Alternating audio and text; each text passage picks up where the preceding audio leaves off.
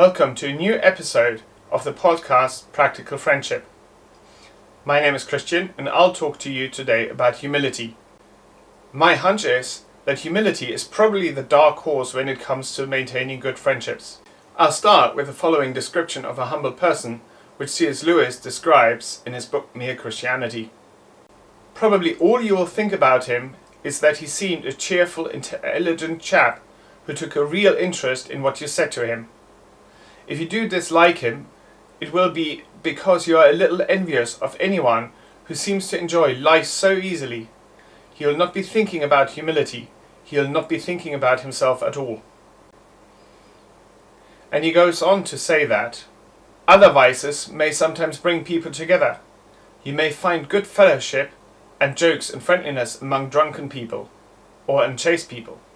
But pride always means enmity. It is enmity. Humility is something, of course, that is inherently difficult to self-assess. But there are some good indicators. When you're sharing a story, is your mental focus of the story more on you or on the relevance to the prior conversation which you had until you started sharing? When your friend shares a story, is your immediate instinct, oh wow, that's really cool? Or is it, oh, let me think whether I can still find a story that's even cooler? Another good question to ask yourself is how well you remember personal facts about your friends. The final key moment when humility becomes really important in the friendship is in conflict. Now, in friendships, conflicts do happen, sometimes frequently. But humility is what allows us to recognize the need to apologize and step back from it, and then do it.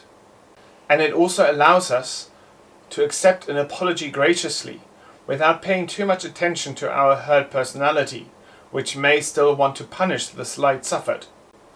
So as a few thoughts, to what degree are you really listening to what your friends are sharing? And to what degree are you just waiting your own turn to share your story? To what degree do you think your arguments, your jokes, your wits and your stories are just a little bit better or more interesting or sounder than those of your friends? Have you ever experienced a full blowout with a friend?